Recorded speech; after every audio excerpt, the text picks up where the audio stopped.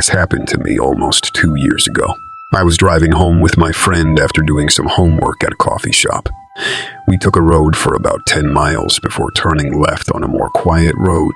When we did, we noticed the truck did the same. We didn't really make anything of this, but once we turned right at the next intersection, the truck did as well, and that got our attention. Maybe I'm just a paranoid person, but whenever I drive at night, I always pay attention to the cars behind me. And if they turn when I do after following the road for a short distance, it came to a fairly busy road that we had to cross. When we did, the truck crossed it as well. The next turn was for my friend's street where his house was. It was my car, but my friend was driving it. Once we turned, we saw that the truck turned as well.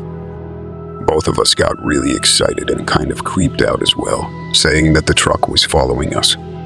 We thought maybe it was his neighbor, so he started to pull over in front of his house, but the truck pulled over in front of his house, but the truck pulled over as well. That confirmed 100 to us that we were being followed.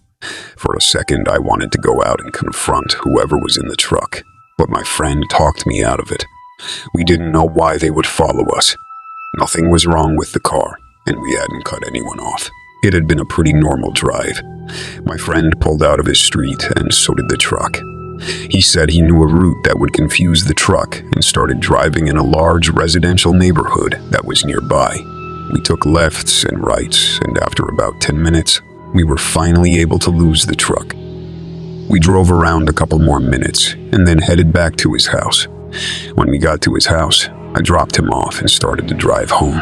When I did, I noticed a truck with the lights off peel out and start driving behind me. The truck was back. I started to drive home and was planning to take a really long and confusing way, when I suddenly remembered what you're supposed to do when you get followed, which is drive to a police station. I started driving to the police station, and when I arrived, the truck did not follow me in. So after a couple minutes, I left and drove home. I took a really long way home just to be safe and looked over my shoulders every 2 seconds. I was able to make it home safely. I don't even know why we were being followed in the first place. I just hope I never see that truck again. I was driving home from work one day last year. I worked in the city and lived about 20 miles away, so I'd often hit rush hour on my way home. On this particular day, it was pretty bad. I was merging onto the freeway, and when I did, I accidentally cut somebody off. I didn't mean to cut them off, but it was so busy. I made a split-second decision and simply misjudged my space. I felt bad when it happens, and within a minute, I'd forgotten all about it. I remained on a freeway for a good 20 minutes and noticed that the car behind me was following extremely close. It didn't concern me. I realized he must be mad about me cutting him off and figured I deserved it. Nothing bothered me until I exited off the freeway at my exit, and the car did as well. It was a kind of old, beat-up-looking car. The driver appeared to be a man, but other than that, I couldn't make out much detail.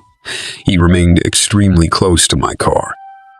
I guess there was a slim chance he wasn't following me, so I took the next turn, but he did as well. I didn't want this not following me all the way home, so I pulled into a gas station to see what would happen. He followed me in. I guess I thought he wouldn't do anything if there were other people around, so I parked at a parking space. He drove his car right behind mine to block me in. Now I felt dumb. This was not one of my brightest ideas. The man got out of his car. He looked to be in his 30s and had blonde hair. He walked in a fast pace towards my car. I locked my doors. He came up to my window and knocked on it. He knocked so hard I thought the window might break. He started yelling and cursing at me. There were a few people at the gas station, and they started to look over at what was going on. I thought about calling the police, but after some people from the gas station started to approach us, the man got back in his car and drove off. I was relieved to see him drive away, and I pulled out a couple minutes later and went home. I couldn't stop looking behind me on the drive back, but he didn't follow me anymore. Some drivers have road rage, and I've learned to drive much safer since then. I was driving back from Kentucky to Illinois once. I would frequently make long drives for work, and I would drive at all hours of the night. On this day, I was somewhere in northern Kentucky about 3 hours into my drive, which would be an all-nighter. It was about 1:00 a.m., and I had to take a detour due to construction on a major road. I was annoyed because this would delay me, but I kept driving. It took me on a little highway and then to a small town. The road was very quiet, and as I passed through the little town, I noticed a car on the side of the road. I figured it was, so I slowed down a little bit. I wasn't speeding, but that's just a reaction I tend to have.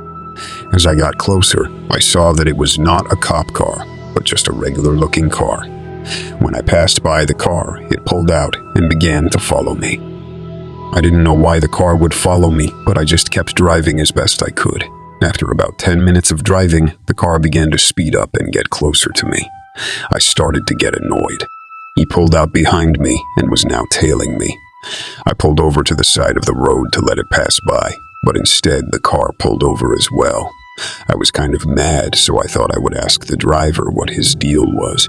I'm 6'3" and weigh about 210 pounds, so I figured I could take him whoever he was.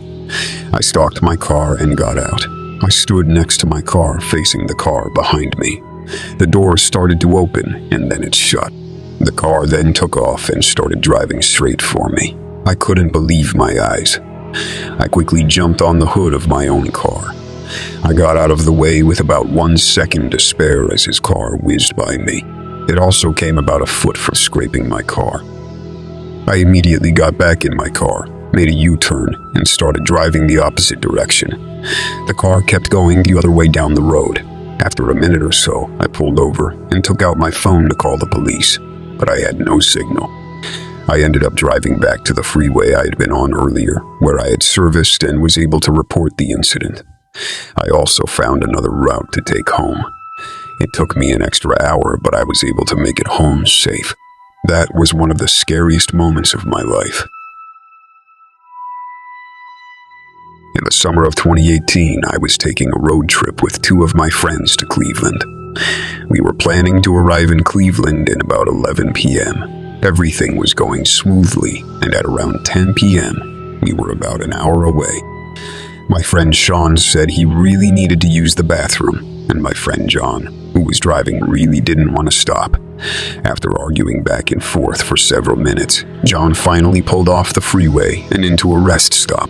The rest stop was quiet, but there were about 2 or 3 cars spread out over the parking lot. Sean got out and went to the bathroom. Me and John stayed in the car to wait.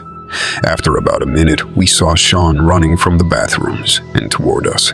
He got in the back of the car and yelled at John to drive. Sean loves to mess with people, so we figured he was pulling a joke on us. John told him to shut up and laughed a little. "No, I'm serious," said Sean. He pointed outside the car. We then saw a man walking toward us. Without saying a word, John started the car and drove off. We saw that man sprinting, and we pulled away. I didn't get a good look at the man as it was nighttime, but I saw him run to a car and get in as we left the parking lot. John started driving down the road, asking who it was. Sean just said to drive faster as he was following us. The man's car was an old Saturn that was red and kind of beat up looking. We could barely see it, but it started to get closer in our rearview mirror. John started to drive faster, and the car did as well. There wasn't too much traffic on the road, but John started to pass cars left and right, all the red car made about 10 car lengths behind us. John then began driving so fast that we went over 100 miles per hour. I remember looking at the dash and seeing 112. We didn't care if we got pulled over because we were being chased by someone. Finally, the car got farther away. Jonathan slowed down really suddenly and took an exit. I thought the car was gonna flip the way he pulled off the freeway. The tires skidded and he went under a bridge and then made a U-turn before going back on the freeway, the opposite direction. I have to admit, I was pretty impressed with the move. The car lost us, and then we were able to get back on the freeway going the other direction and arrived at our hotel only about 30 minutes late. We finally asked John to tell us why the man was chasing him. He said when he got in the bathroom, he saw a man who was smoking and asked Sean if he had any drugs. Sean responded with no, I'm not an idiot. The man then got angry and cursed at Sean, and when Sean walked away, he saw the man start to walk after him, which is when he started running. I feel lucky to be alright after that crazy incident.